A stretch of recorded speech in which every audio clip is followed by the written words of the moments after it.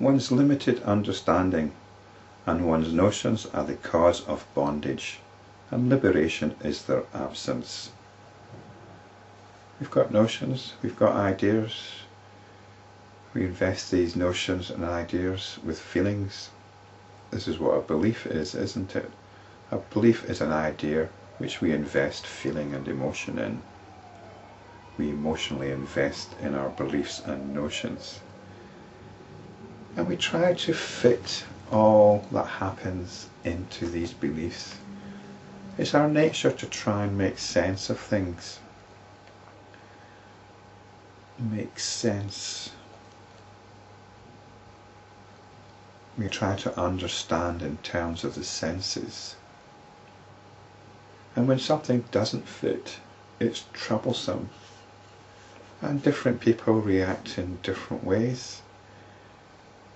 In order to fit the round peg into the square hole, they might try and force it, they might try to mutilate it, or they might actually discard it and look for the right size of peg or the right shape of hole, which means changing things at a fundamental level. That ability or that inability to let go of beliefs and notions, to let go of precious ideas, is what is meant by limited understanding. Eventually, in order to achieve liberation, or to touch what's meant by liberation, we have to go beyond all our ideas about everything.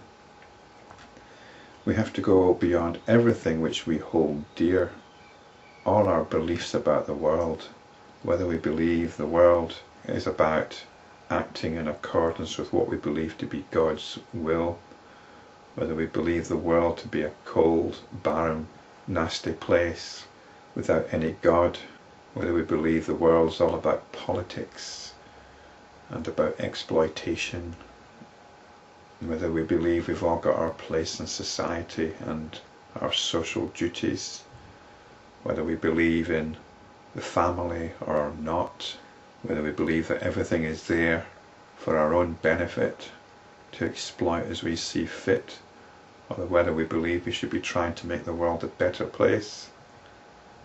All these things need to be dropped.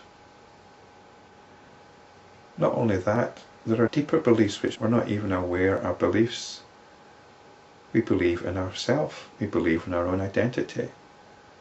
We believe in the context we find ourselves. We believe in the world. There's a world out there.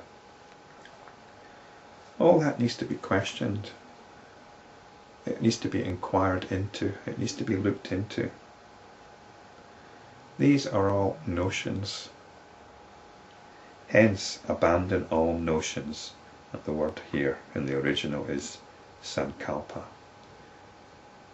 If you are attracted by anything here, you are bound. If there's any notion you cannot let go of, you are bound. Notions can be very liberating in certain ways. If you're acting in the world, if you want to get by and achieve certain things, then of course beliefs and notions are important. But we're not talking about that here. We're talking about spiritual understanding. And for spiritual understanding, all notions, whether empowering or not, can be dropped. And that is liberating, actually. You don't have to reinforce anything.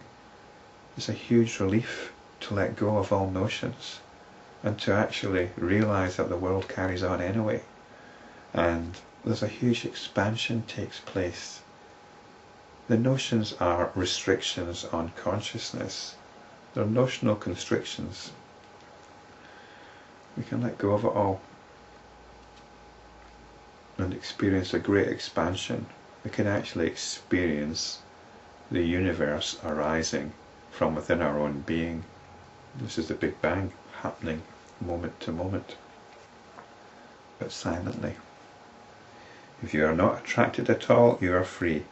Whatever you do and whatever you enjoy, you do not really do, nor do you enjoy. Know this and be free. We go along with these notions. We go along with notions of me doing this, me enjoying this, me not enjoying that. This is the game we play. It's all about adhering to the rules of our own notions. Once we realise this, we can drop it and realise we do not really do these things. We do not really enjoy these things. It's a kind of hypnosis. It's like we're hypnotised. If somebody's hypnotised, are they really doing what they appear to be doing? Because they've been fed suggestions that this is how things are. They've been fed suggestions that they're Elvis Presley or Tom Jones, or that they're a Martian translator, and they'll go along with it with total conviction, because this is what they believe now.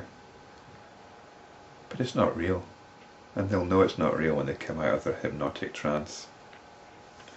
All these notions exist in the mind. Subdue the mind by the mind. Purify the mind by the mind. Destroy the mind by the mind. The mind has different functions, different forms. The mind is the cognitive process which creates our notions. The mind is the attention, it's the feelings which identify with these notions. The key thing here is the attention, the awareness. When we start turning the attention to what is going on, when we start turning our attention to our notions and our beliefs, we start examining them, and that helps loosen them.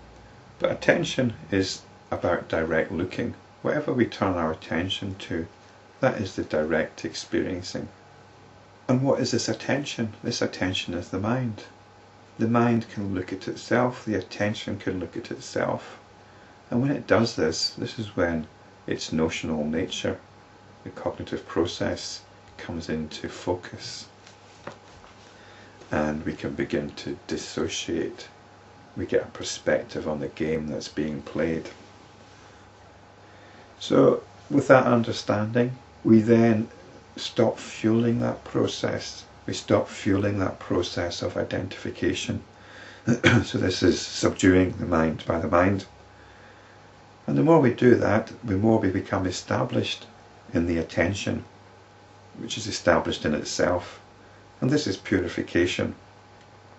And eventually, identification with these notions falls away completely, and this is destruction. So we've got this gradual process of spiritual practice whereby the mind becomes attenuated, the cognitive process, the cognitive aspects of the mind become attenuated, become identified with the pure aspect of our mind, which is pure consciousness, and that becomes more dominant to the detriment of the limiting mind. Expert washermen wash dirt with dirt. A thorn is removed by another thorn. Poison antidotes poison. So this is given an example of how you can use the same thing to remove the excesses of the thing that caused the problem in the first place. The hair of the dog, I suppose. But we don't really need that example. The jiva has three forms: the dense, the subtle, and the supreme. The physical body is the dense form. The mind with its notions and limitations is the subtle body. And this is quite an important point. The idea of the subtle body gives us the idea of the astral prod body, or the ethereal body which floats around and moves to other dimensions. But here it's being understood as our notions and limitations. It's our imagination as well.